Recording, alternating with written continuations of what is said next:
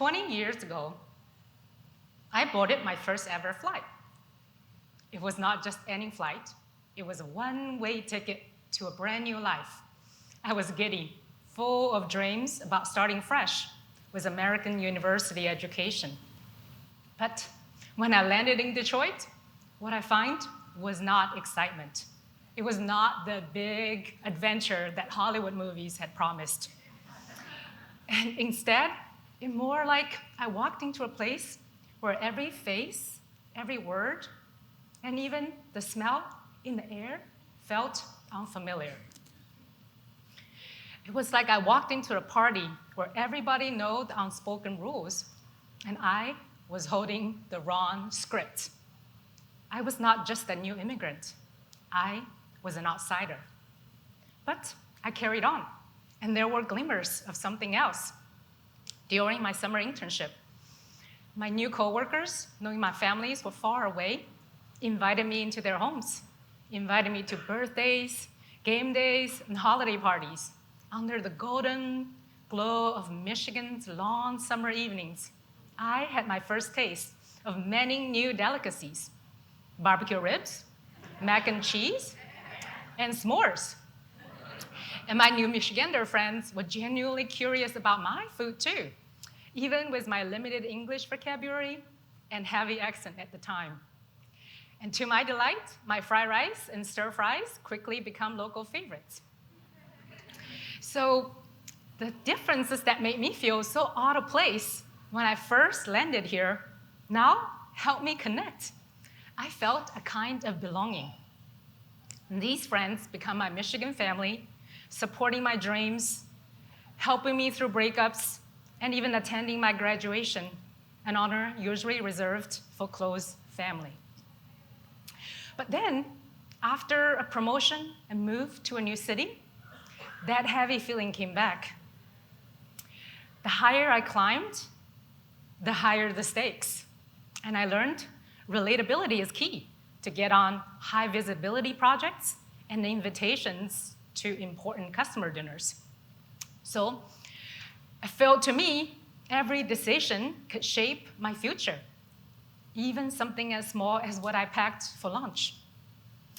I would ask myself, does my lunchbox smell too Chinese? And definitely no fish heads, even though fish heads were an honor and usually reserved for head of households in my family. Imagine opening your lunchbox and hoping nobody is offended by the smell of fish heads. Not your average office lunch. And I even wondered, should I just play it safe? Bring something more relatable, like a salad or sandwich. These small, everyday choices were about something much bigger. I find myself constantly weighing how much of my authentic self I could reveal without serious penalty.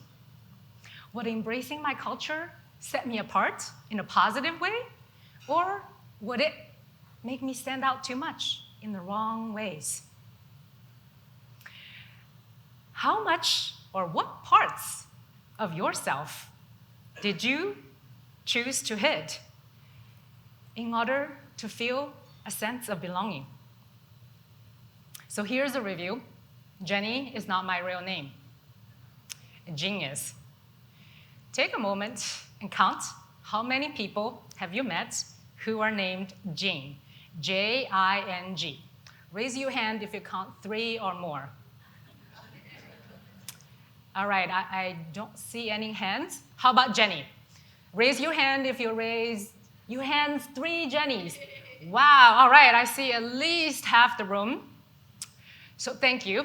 7 years after my one-way flight to Detroit, I became Jenny. Why? Because during my MBA on campus recruiting, I ran an experiment. When I introduced myself as Jenny, would people remember me more easily? And the result was clear. Jenny got more callbacks. It turns out Jing did not have the same brand recognition. It was a data-driven decision and a case for listening to the voice of the customer, the recruiters. But was it authentic? Not really. And study shows job applicants with ethnic-sounding names are 50% less likely to get callbacks. And over time, this is just a strategy, right? But over time, these small, invisible compromises can add up, and they can cost us parts of ourselves. And I felt that. But I began to feel something else too. Being the other and the only have given me a superpower. The ability to connect, especially connect across differences. So in finance, I learned to connect complex data with strategic stories so they resonate with people. And in tech, I became a bridge, connecting emerging technologies with their real-world applications. And in leadership advisory, I help executives across culture to connect their authentic, unique strengths with their shared values. And research shows leaders with high cultural intelligence delivers better results and often lead to more cohesive and innovative teams. And every day I see this in action.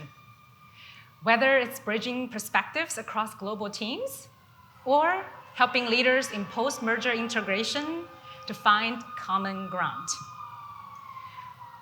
But as I started building those connections professionally, I realized there was something else I was drifting away, another kind of connection, a one that was just as important to me. My own wake-up call came when my 8-year-old nephew looked at me and said, "Jing Jing 阿姨, 你的中文太差了. Auntie Jing, your Chinese is so bad." Ouch! Nothing like a brutal honesty of an 8-year-old to keep you grounded. I had not seen him for 5 years because of the pandemic, but he was right. I had adapted my life in the US so much that I was losing my ability to connect deeply with my family back in China. I can talk about something basic, cooking, the weather, and even a bit of family gossip. But the deeper connections, the intimate sharing, soul to soul, I was losing. And my understanding of belonging started to change. You know, for so long, I thought belonging was the goal, the end point. You know, even a reward for adapting and assimilating. But as I become more assimilated in the life in the US, there's a voice inside me grew louder, urging me to share my struggles and my challenges with my immigrant identity and to relearn Chinese. So almost a year ago, I find myself at a holiday party for tech and finance professional. And maybe it was all the strangers in the room that I think I may never see again. So I decided to run another experiment. Would I drive people away if I just shared how hard it is to navigate how much of my Chinese immigrant identity I choose to carry every day? How much do I let people see? And what parts do I keep hidden? And as I started talking, heart pounding, I took a deep breath, wondering this was a terrible mistake. And I looked around and to see if someone would cringe or walk away. But to my surprise, just a few words in, I feel a sense of calm. And then there was lightness, like setting down a heavy backpack I had been carrying for far too long. At that point, I was not worried about what everyone else would think, how I would respond. Would they feel uncomfortable or judge me? And they didn't. People lingered. They stayed behind even after the event ended. Some even came up to me and thanked me for being so open and shared their own stories, their struggles with identity. I stayed up that night, filled with hopes and dreams. And a powerful aha. When we open up, would invite others to do the same. By allowing myself to be seen, I had unknowingly created a space for others to connect, not just with me, but with their own stories. And it dawned on me that night, I was not chasing belonging. I was creating it. And belonging does not come from fitting in or hiding parts of ourselves. It comes from being open, from inviting others to connect through their own authenticity.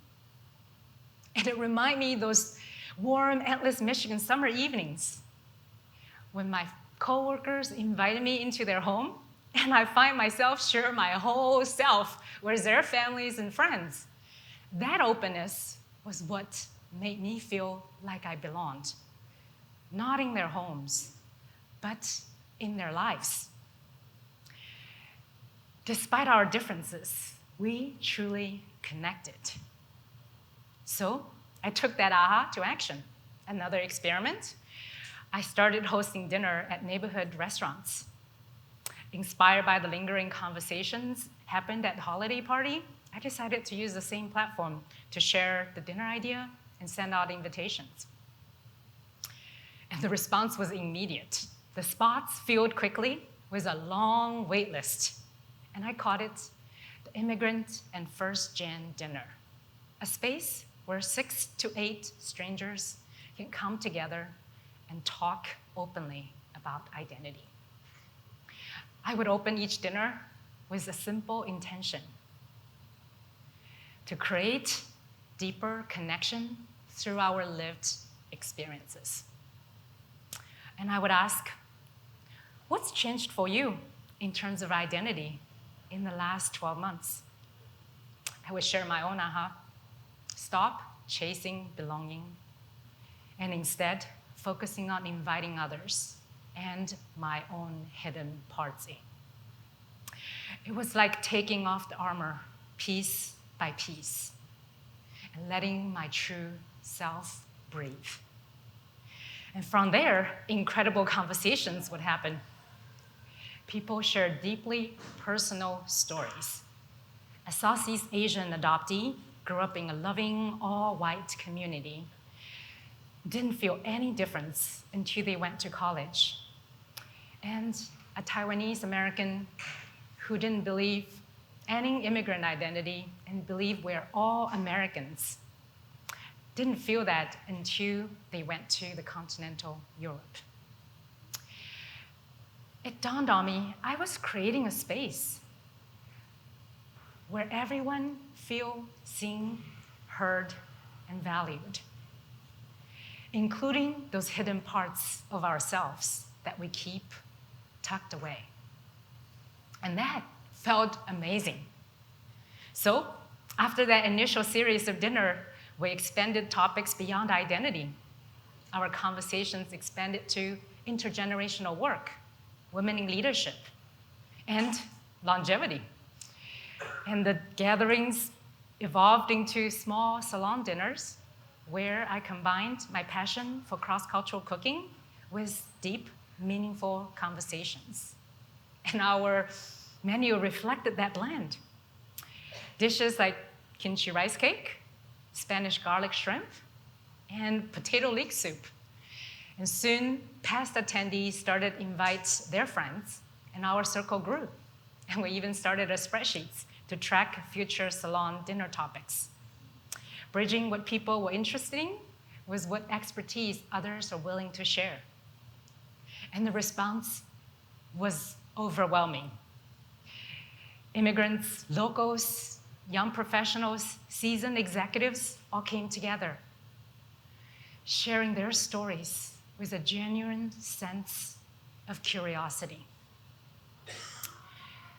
So time and time again, I've seen something special unfold.